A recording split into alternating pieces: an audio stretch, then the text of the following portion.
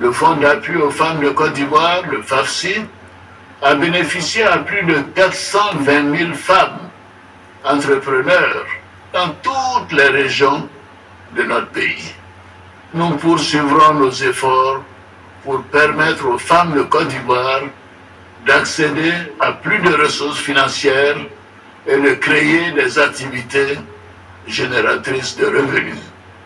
Jeunes de Côte d'Ivoire, vous êtes l'avenir de notre nation. Vous êtes une force créatrice, un moteur en mouvement que nous avons décidé d'accompagner avec ambition et constance. Nous avons multiplié les dispositifs pour que chaque jeune puisse, selon son talent ou sa volonté, trouver le chemin de la réussite. Que ce soit dans l'artisanat, le numérique, l'agriculture, l'innovation ou le volontariat. Grâce au programme Jeunesse du gouvernement, plus d'1 million d'entre vous ont été impactés directement ces dernières années à travers le pays. Dans la formation, l'insertion, l'engagement citoyen ou l'entrepreneuriat. Nous irons plus loin pour vous et avec vous, parce que le progrès de la Côte d'Ivoire doit être porté par tous. Mes chers compatriotes, au cours de ces dernières années, nous avons fait de l'excellence une priorité, que ce soit dans les sciences, les arts, la technologie ou le service public.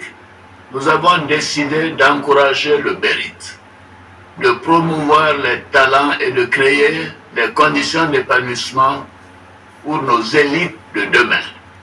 Bâtir l'avenir, c'est aussi préserver notre histoire, nos traditions et notre patrimoine culturel.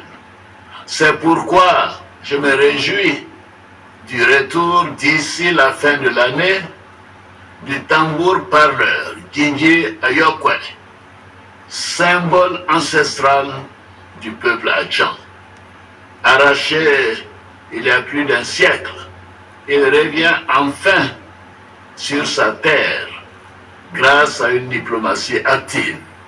Mes chers compatriotes, la commémoration de l'indépendance de notre pays cette année, à l'instar de celle des années antérieures, est un fort moment d'union autour de notre chère nation.